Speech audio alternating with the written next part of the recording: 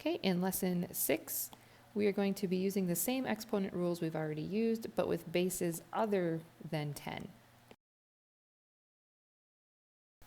This slide here is important for us just talking about the importance of parentheses with exponents.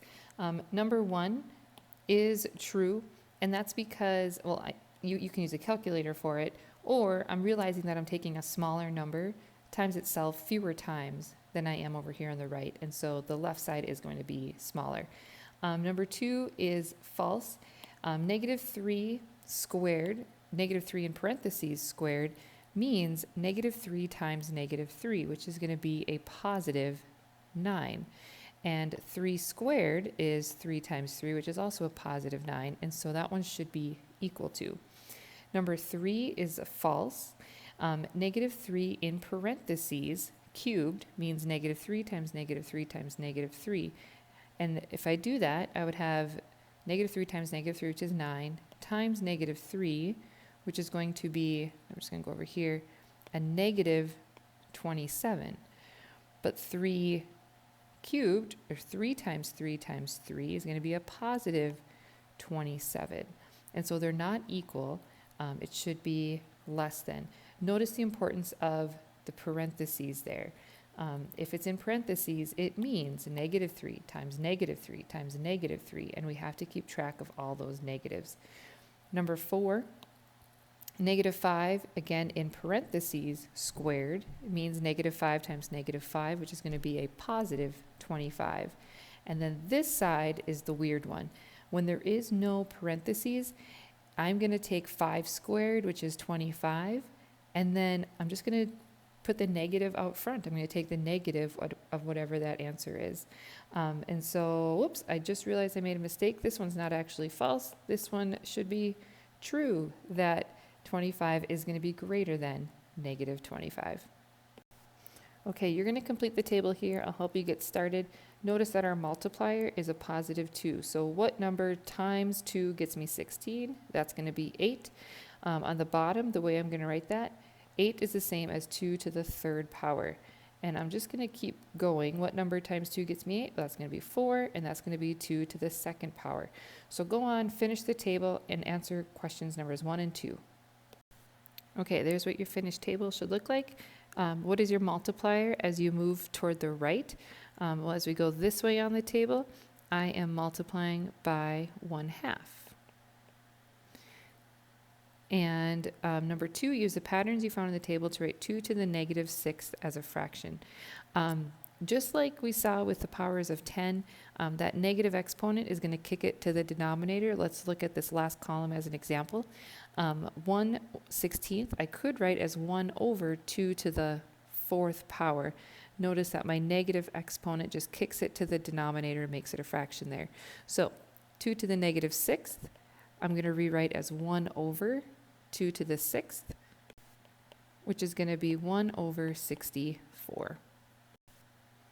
Okay, here's that same table. We'll start with number 3, 1 over 32.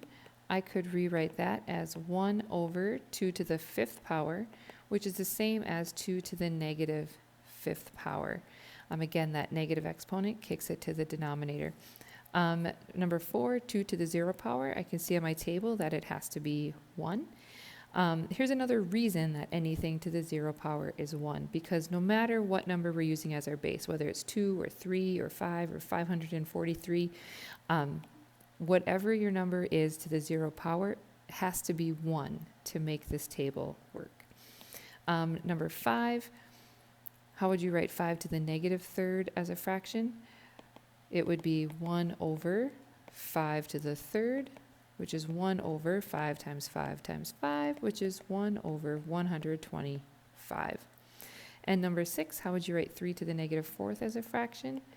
Again, it's going to kick it to the denominator. So that'd be 1 over 3 to the 4th, which is 1 over 3 times 3 times 3 times 3, which is 1 over 81. Okay, let's talk about Lynn's work here.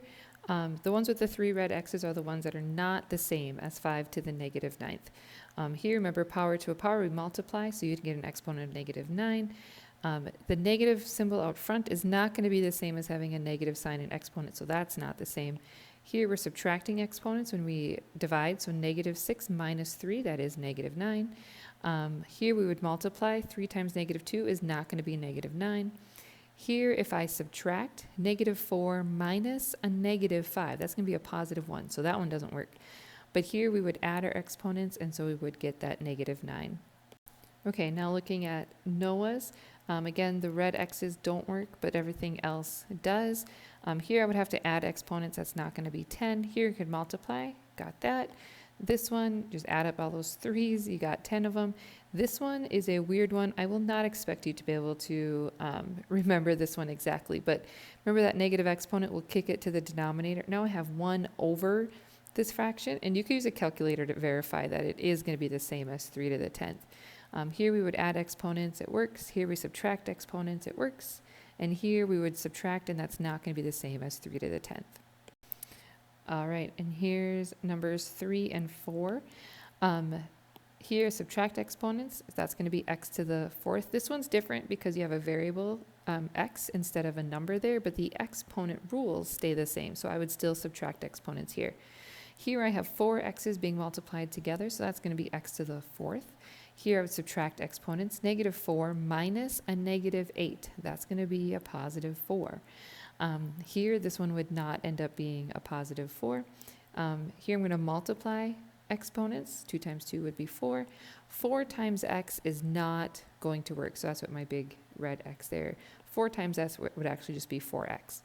And then this one is x to the 4th. Remember, this would be like an exponent of 1, and so I would add those exponents. 1 plus 3 would be 4. Down on number 4, this one works. Anything to the 0 power is 1. It's not 0. Over here, this would work because 3 plus negative 3 is 0. This would also work because 2 minus 2 is 0. And then the last two work because any number to the 0 power is 1. Okay, in this last part, I do want you to take note of this because, again, parentheses with this stuff is really important. Why are these two things not the same? Well, negative 3 to the 4th power with parentheses means negative 3 times negative 3 times negative 3 times negative 3, which if I multiply this out is going to be a positive 81. Whereas just negative 3 to the 4th without any parentheses, it just means I'm going to take the negative of 3 to the 4th. And so I'm going to take the negative of this, which is going to be negative 81. And so those parentheses are important. Make sure you understand that. Ask questions on that if you don't.